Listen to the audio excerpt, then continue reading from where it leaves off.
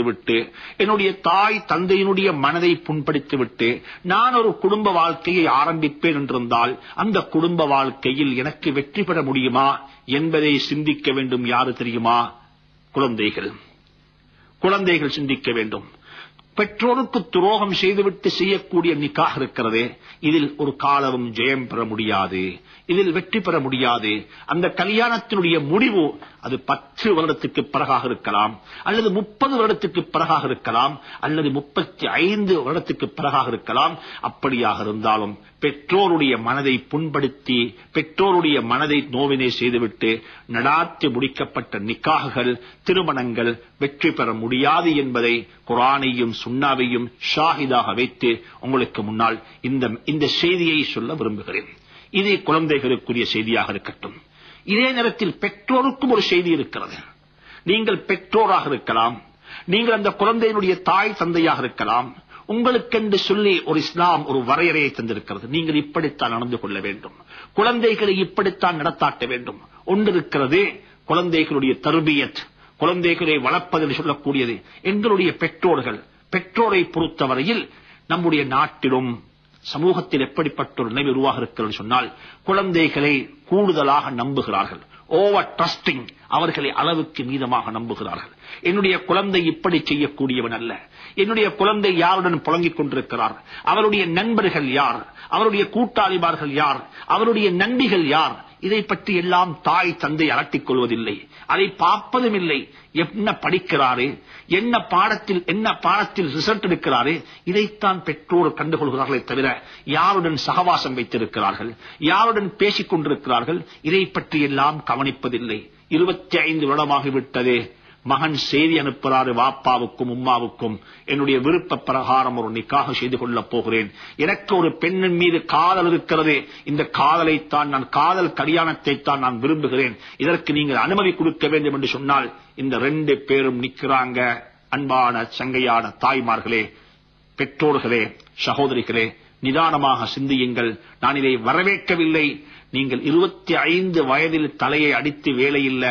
இஸ்லாம் சொல்லி இருக்கிறது, 25 வயதிலும் உங்களுடைய குழந்தைகள் உங்களுடைய பேச்சை கேட்டு நீங்கள் கீறின கோட்டுக்கு வெளியே போகாமல் அதற்கு உள்ளே இருந்து கொண்டு அவர்கள் செயல்பட வேண்டும் என்றிருந்தால் நீங்கள் அவர்களுடைய சிறு பிராயத்திலிருந்தே அவர்களை அதற்கு பழக்கி இருக்க வேண்டும். சிறு பிராயத்திலிருந்தே அவர்களை அப்படிப்பட்ட ஒரு கலாச்சாரத்துக்கு, ஒரு நடைமுறைக்குரியவர்களாக நீங்கள் அவர்களை ஆக்கியிருக்க வேண்டும். நீங்கள் 25 வந்து அவர்களை வளைக்கப் போகிறீர்கள், 25 உங்களால் அவர்களை வளைக்க முடியாது.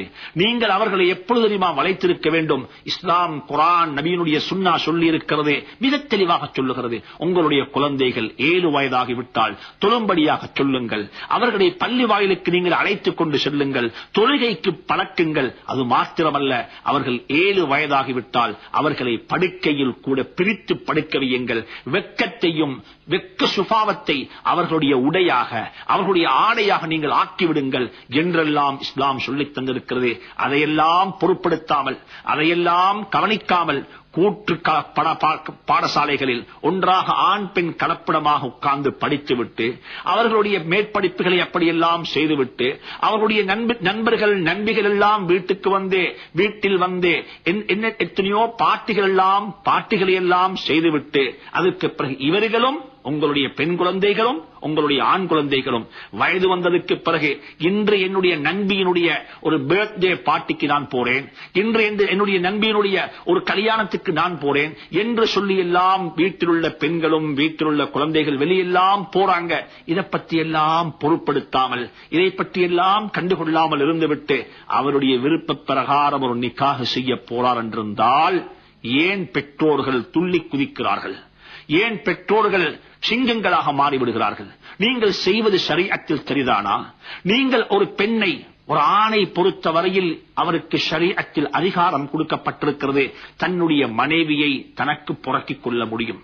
ஆரம்பத்தில் சொல்லிவிட்டேன், அவருக்கு பெற்றோருடைய துஆக்கள் தேவை, பெற்றோருடைய பிளஸிங், பெற்றோருடைய ஆசீர்வாதத்துடன் தான் அவருடைய நிக்காஹ் நடக்க வேண்டும், கல்யாணம் நடக்க வேண்டும். இதை ஆரம்பத்தில் நான் மிக தெளிவாக சொல்லிவிட்டேன். ஆனாலும் கூட இஸ்லாம் ஒரு அதிகாரத்தை கொடுத்திருக்கிறது, அவருக்கென்று ரைட்ஸை கொடுத்திருக்கிறது. ஒரு வாலிபன், குழந்தைக்கு, ஆண் குழந்தைக்கு தன்னுடைய மனைவியை தன்னுடைய விருப்ப பிரகாரம் புறக்கிக் கொள்ள முடியும். அவர் பெற்றோரிடத்தில் ஆலோசனை கேட்க வேண்டும் என்ற கட்டாயப்பாடு அவருக்கு இல்லை. ஆனால் பெற்றோருடைய மனதை புண்படுத்தக்கூடாது, பெற்றோருடைய துஆவை பெற்றுக் கொள்ள வேண்டும் என்ற கட்டாயப்பாடு அவருக்கு நிச்சயமாக இருக்கிறது. ஆனாலும் கூட இன்று ஆண் குழந்தைகளை கூட அப்படி ஒருவரை விரும்பிவிட்டால், ஒருவரை நிக்காஹ் செய்ய போகிறேன் என்பதாக சொல்லிவிட்டால், அவர் 25 வந்து சொல்றாரு நிக்காஹ் செய்ய போறேன் என்பதாக. இப்பொழுது நிக்கிறாங்க என்ன தெரியுமா? என்னமோ தின்ன கொடுத்திருக்கிறாங்க, என்னமோ சூனியம் பண்ணி இருக்கிறாங்க, என்னமோ இவருக்கு டீல சாப்பாட்டுல ஏதோ போட்டு மிக்ஸ் பண்ணி கொடுக்கப்பட்டிருக்குது என்று சொல்லி நீங்களே ஒரு யூகத்தை பிறப்பித்துக் கொண்டு என்ன செய்வீங்கன்னு சொன்னால் வைத்தியரை நாடுகிறீங்க. வைத்தியரை நாடி வைத்தியம் செய்ய ஆரம்பிக்கிறீங்க. இதுக்கு வைத்தியம் செல்லுபடியாக மாட்டாது. இதுக்கு வெத்திலை கொடுத்து சரி வர மாட்டாது. இதுக்கு தேசிக்கா வெட்டுவதல்ல, இதற்கு தேங்காய் உடைப்பதல்ல. இது இஸ்லாமிய பழக்கத்தில், இஸ்லாமிய கலாச்சாரத்தில் உள்ளதுகளும் அல்ல. அன்புக்குரிய நேயர்களே, அன்பான சகோதரர்களே, கொஞ்சம் நிதானமாக சிந்தியுங்கள். உங்களுடைய குழந்தை ஒன்றை விரும்புகிறது. இந்த கட்டத்தில் நீங்கள் என்ன செய்ய வேண்டும்? அந்த கல்யாணத்தை உடைக்கிறீங்க, போய் அவருடைய விருப்பத்துக்கு மாற்றம் செய்கிறீங்க. அவருடைய விருப்பத்தை மாற்றம் செய்து இரவெல்லாம் அழுது, ராவெல்லாம் அழுது, குடும்பமெல்லாம் ஒன்று சேர்ந்து, சகோதரர்கள் எல்லாம் ஒன்று திரட்டி, சகோதரர்கள் எல்லாம் ஒன்று திரட்டி, இதை நீ செய்யாதே, இதை விட்டுவிடு, இதைத்தான் முடிக்க வேண்டும் என்று சொல்லி நீங்கள் நிர்பந்தம் செய்து ஒரு கல்யாணத்தை ஒரு ஆண் குழந்தைக்கு மட்டுமல்ல, ஒரு பெண் குழந்தைக்கு கூட செய்து வைப்பதற்கு இஸ்லாம் அனுமதி வழங்கவில்லை. இதை நன்றாக புரிந்து கொள்ளுங்கள்.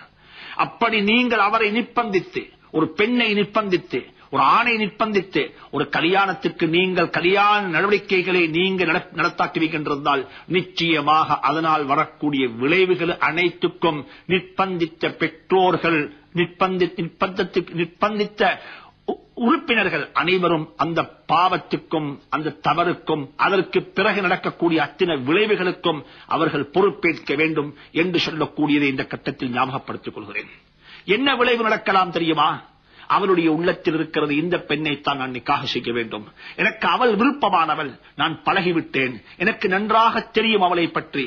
இப்படியாக ஒரு பெண் ஒருவருடைய உள்ளத்தில் இருக்கும் பொழுது இன்னும் ஒரு பெண்ணை நீங்கள் முடித்துக் கொடுக்கிறீங்க உங்களுடைய விருப்ப பிரகாரம்.